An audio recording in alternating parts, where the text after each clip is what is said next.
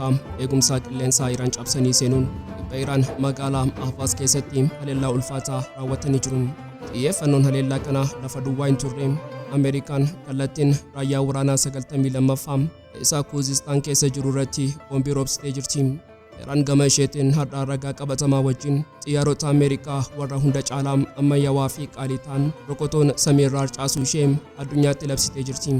Magaalaa tarsiimawaa Bandar Abbaas keessattis sirni ittisaa qilleensaa Iraan Diroonii Ameerikaa haaraa fi baay'ee ammayyaawaa ta'e gosa Luqaas jedhamu adamsee dhabamsiisee jira. Eegduun warraaqsa Iraan mootummaa Kuweet irra utaalee kallattiin uummata Kuweetiif ergaa bakakkaa fakkaatu kan miira obbolummaa ibsu dabarsee jira. Baasa kanneen bal'inaan qabannee jirra. Ameerikaan isheen kanaan dura Iraaniin samiirraa boombii roobsinee lafarraa xoofna jechuun waraana bantee har'a haleellaa qilleensaa ishee Iraaniin jilbeenfachiisuu akka hin dandeenye dhugaa addaa liqimsitee jirti. Kufaatii kana hordofuun pireezidaantiin Tiraamp pilaan B isa hunda caalaa sodaachisaa dhiiga dhangalaasuu fi madaallii addunyaa raasu tokko xiinxala waraanarra kaa'ee jira. Innis weerara lafoodha. Ameerikaan akkamitti lafoon weeraruuf qophoofte iccitii isaa ni dhageessu. Gaazexaan Israa'el beekamaan Har'a maxxansa baaseen tika basaasaa Israa'el Mossad pireezidaantii Iraan duraanii Ahimadinajaadiin guutummaatti qacaree itti fayyadamaa akka ture saaxilee jira. Yoo xumuraatti nufaana turtan iccitii kanneen bal'inaan ni dhageessu. Qophii keenyaam laayikii gochuun jalqabaan affeerraa keenyaam yeroo maraati. Yooyaa ashamaar kafunii kabajamtoota dhaggeeffattoota keenyaam kun Oromiyaa 24 Newsraam. Kanneen chaanala YouTube keenyaaf haaraa taatan subscribe gochuun maatii keenya taam. Qophiin keenya namoota hedduu bira akka ga'uuf like share gochuun waliif qooduun dagatinaa hanga xumura qophii keenyaatti turtii gaarii.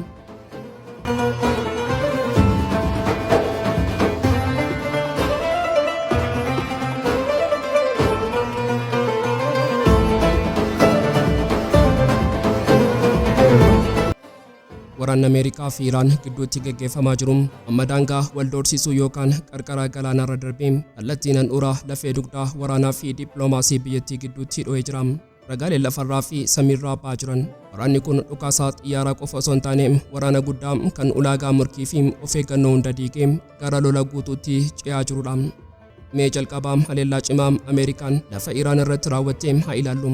Xiyyaaronni waraana Ameerikaa eegumsa qilleensaa Iraan cabsanii seenuun kibba Iraan magaalaa Abbaas keessatti haleellaa ulfaataa raawwatanii jiru. Xiyyeeffannoon haleellaa kanaa lafa duwwaa yookaan buufata xiqqaa hin turre. Ameerikaan kallattiin raayyaa waraanaa 92ffaa isa Kuuzistaan keessa jiru irratti boombii roobsite. Raayyaan kun lafee dugdaa humna lafoo Iraaniiti. Seenaa waraanaa Iraaqii fi Iraan bara 1980 hanga 88 keessatti gootummaadhaan kan beekamu. Akkasumas loltoota 32,000 ol tankota dhibbaan lakkaa'aman konkolaattota sibiilaa fi heelikoopteroota of keessaa qaba. Humna kana rukutuun Ameerikaan eegumsa daangaa dhiyaa fi kibba dhiyaa Iraan guutummaatti laamsheessuuf yaaddee jirti. Haleellaan kun gamoo waraanaa qofa osoo hin taane manneen jireenyaa uummata nagaa kanneen buufatichatti dhiyoo jiran irrattis miidhaa qabeenyaa geessisee jira. Dho'iinsa Ameerikaa kun Abbaas qofa irratti hin dhaabbanne. Gama ba'aatiin magaalaa guddittii Teheraan irraa fagaatee buufata xiyyaaraa idil addunyaa simnaan xiyyaarota Ameerikaatiin rukutamee jira. Haleellaan kun miidhaa lubbuu kan hin geessisne yoo ta'ellee sagaleen dho'iinsaa guddaan magaalatti raasee jira. Tarkaanfiin kun Ameerikaan samii Iraan keessaa ba'aa fi dhiyaan sochootee iddoo barbaadde rukutuu akka dandeessu agarsiisuuf kan yaadamedha. Garuu Iraan biyya haleellaa kana callistee fudhattu miti. Osoo boombiin Ameerikaa lafa dhoosuu sirni ittisaa qilleensaa Iraan samii irratti adamoo jalqabe. Iraan har'a ragaa qabatamaa wajjin xiyyaarota nammaleeyyii Ameerikaa warra hunda caalaa ammayyaawaa fi qaalii ta'an samiirraa harcaasuu ishee addunyaatti labsitee jirti. Magaalaa tarsiimawaa Bandar Abbaas keessattis sirni ittisaa qilleensaa Iraan Diroonii Ameerikaa haaraa fi baay'ee ammayyaawaa ta'e gosa Luqaas jedhamu adamsuun dhabamsiisee jira. Kana qofas miti eegduun warraaqsa Iraan magaalaa Dimashq kan kibba dhiyaa Iraan keessatti argamtutti diroonii basaasaa fi waraana Ameerikaa isa beekamaa MQ-9 Reaper rukutuun kuffisee jira. Kanaan walqabatee samii Teeraanii fi naannoo Paakdaashti keessatti xiyyaarota basaasaa diinaa ofirraa ittisuuf sirni ittisa qilleensaa dhukaasaa walirraa hin cinne gaggeessaa jira. Haalli dirree lolaa kun madaallii siyaasaa fi dippiloomaasii guutummaatti garagalchee jira. Dubbeemaan ministeera dhimma alaa Iraan aarii fi kutannoo sibiilaatiin ba'ee labsii waraanaa fi siyaasaa isa xumuraa lallabee. Ameerikaan waadaa fi waliigaltee ishee guutummaatti cabsiteetti. Diinni yeroo waadaa isaa diiguu Iraan gonkumaa harka marattee hin teessu. Nuti ammarraa eegallee dirqama waliigaltee kamiyyuu irraa bilisuuf goone iddoo fi yeroo barbaachisaa ta'e hundatti deebii wal fakkaatuu fi isa caalu kennuuf murteessineerra jechuun akeekkachiise. Tuufuunis loltoonni keenya qophii guutuurra jiru deebiin isaan Ameerikaaf kennan deebii onnee diinaa cabsuu fi gootummaatti jechuun dubbate. Ibsi kun tarkaanfiin Iraan fuulduratti fudhattu tarkaanfii ammayyaawaa fi iccitii kan hagammaatti mul'atiin ta'uusaa agarsiisa. Dubbeemaan eegduu warraaqsa Iraan Jeneraal Hussein Muhibbin gama isaatiin ibsa ifaa fi onnee Pentiigoon raasu dabarsee jira. Iraan amma daangaa ishee eeguu qofa irratti xiyyeeffattu kaayyoon ishee inni guddichi bu'uuraalee haleellaa Ameerikaa warra naannichaa keessa jiran guutummaatti dhabamsiisuudha. Iraan Ameerikaan ishee rukutuuf eessaa akka kaatu keessattuu buufataalee Kuweet, Baariinii fi Joordaan irratti jechuun buufataalee kana misaayilaa fi dirooniidhaan daaraa gochuuf xiyyeeffannoo gootee jirti. Garuu Ameerikaanis harka maratti hin teenye ajajni giddugaleessaa Ameerikaa akeekkachiisaa fi tarkaanfii lafa raasuuf fudhatee jira. Haleessa jimaataa xiyyaaronni waraana Ameerikaa daqiiqaa 90 guutuuf ho'iinsa walirraa hin cinneen odola Iraan kan xumbii ishee guddittii jedhamtu irratti boombii roobsanii jiru. Kaayyoon Ameerikaa inni guddaan misaayilota kuruuzii fi sirna ittisaa qarqara galaana Iraan warra dooniiwwan daldalaa ulaa Hormuz irra deeman adamsan dhabamsiisuudha. Ameerikaan tarkaanfii kana akka eegumsa daldalaa bishaaniitti dhiyeessiti. Haa ta'u malee dhimmi ulaa Hormuz hiika waraanaa fi siyaasaa hunda caalu qaba. Raayyaan waraanaa Iraan dubbii xumuraa lallabee jira. Ameerikaan bishaan Iraan keessatti darbii seeraan alaa ijaaruuf yeroo tattaafattu Iraan murannoo guutuun dooniiwwan seera ishee cabsanii as keessa darban 3 rukuttee jirti. Afyaa'in waraana Iraan dhugaa jiru yeroo ifa godhu ulaan Hormuz kan banamu yoo Ameerikaan dirqama seera keenyaa kabajee fi waliigaltee eegde qofadha. Hanga sanatti ulaan kun guutummaatti cufamee hafa jechuun akeekkachiise. Iraan bishaanicha akka qabeenya birmadummaa isheetti dhuunfattee Ameerikaa jilbeenfachiisuu barbaaddi. Asirratti marii nagaa fi waraana gidduutti karrarree afyaa'in paarlaamaa Iraanii fi hoogganaan garee marii Iraan Muhammad Baaqir Qaalibaaf haasaa bilchaataa kan tarsiimoo fi haqaa biyyattii walitti dubbatee jira. Iraan takka waraanaaf affeerraa gooteen beektu waraana hin jaallattus garuu yoo dirqamte dantaa fi nageenya biyyaalessaa ishee eeggachuuf hamma xumuraatti gaafuura dhumaatti loluuf qophiidha jedha. Qaalibaaf dhugaadhaa tokko saaxilee waraanni Ameerikaan bante kun waraana idilee miti inni waraana jiraachuu fi dhabamuuti kan Iraaniin qoqqooduu fi diiguuf yaadamedha. Iraan karoora diinaa kana diiguuf meeshaa waraanaas ta'e dippiloomaasii guutummaatti fayyadamti. Qaalibaaf dhimma waliigaltee Islaamabaad saawwata bajjii 18 jiddu seentummaa Paakistaanii fi Qaxariin mallattoo ilaalchisee murtii lafee cabsuu dabarse. Waliigalteen kun faayidaa uummata Iraan hin eegnee fi birmadummaa keenya hin kabajne. Nuti waraqaa sana kabajuu sababa tokkollee hin qabnu humnoonni waraana keenya dantaa keenya tiksuuf bilisummaa guutuu qabu jechuun dippiloomaasiin yoo fashalaa'e qawween deebii kennuuf of duubaa akka hin jenne mirkaneesse. Akka inni jedhutti nageenyi Iraan eegumsa seera qabeessaa isheen ulaa Hormuz irratti qabdurraa madda. Haaluma wal fakkaatuun eegduun warraaqsa Iraan seera dippiloomaasii idil addunyaa fi walquunnamtii mootummootaa hundaa qaxxaamuree tarkaanfachuun mootummaa Kuweet irraa utaalee kallattiin uummata Kuweetiif ergaa baqqaqqaa fakkaatu dabarsee jira.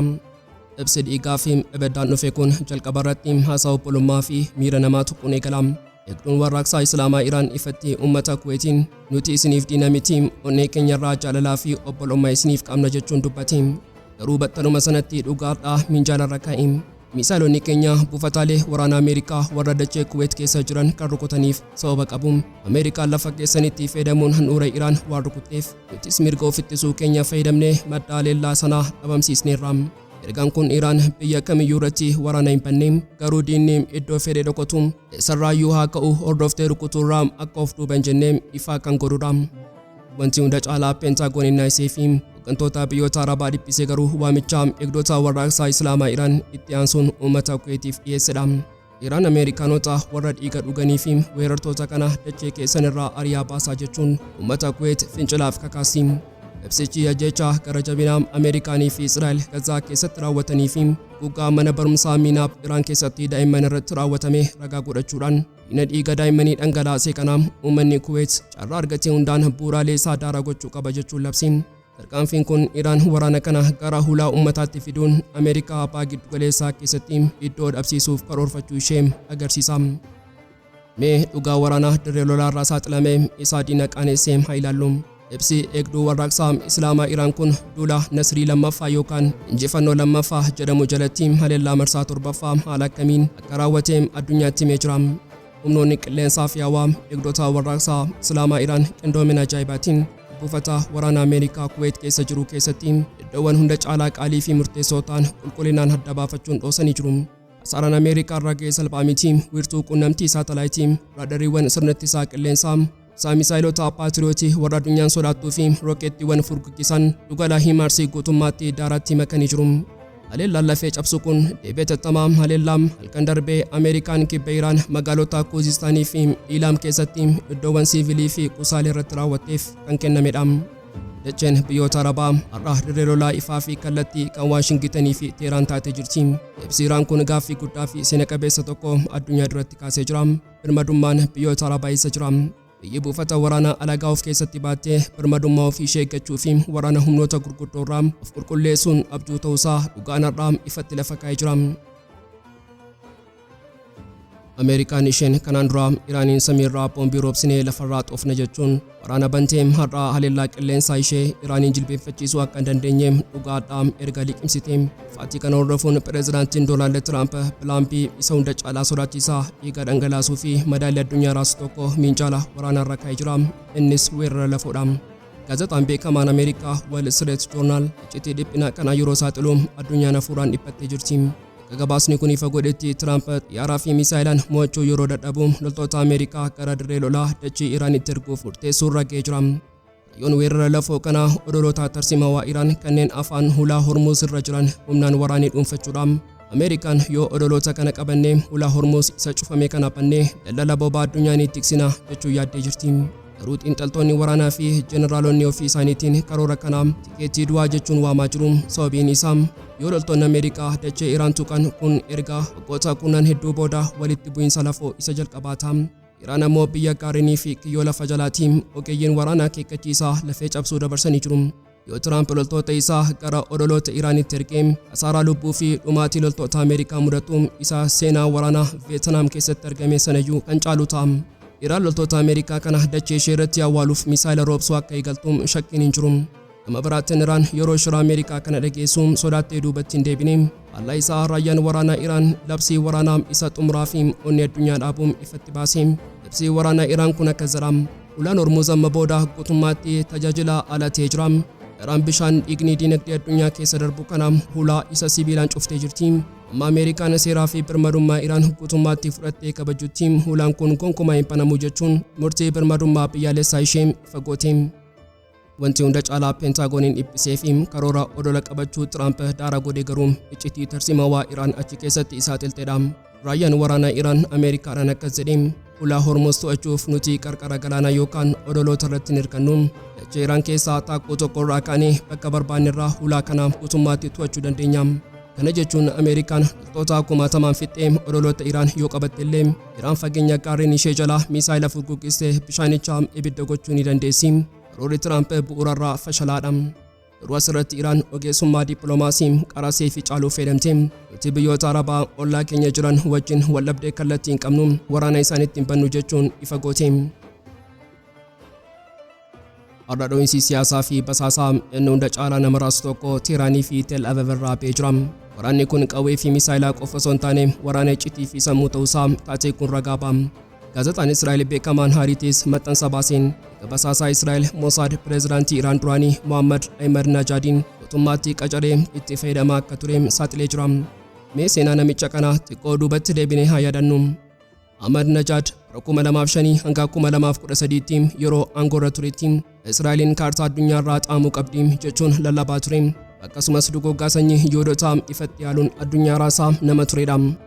Maarree namni kun akkamitti har'a basaasaa yookaan michuu Israa'el ta'uu dandeenya? Gaaffiin kun sammuu namaa xaxaam akka Hariitis jedhutti Mossad namicha kana waan isaan yaada tokko qabaniif osoo hin taane pireezidaantii duraanii waan ta'eef seenaa fi dandeettii uummata Iraan kakaasuu waan qabuuf isaaf fayyadamanii sirna Iraan keessaan diiguuf karoorfatanii. Garuu waajjirri Ahimadinajaad hatattamaan ba'uun oduu kanaa soba guutuu fi fiilmii jechuun ifatti yaalee jira.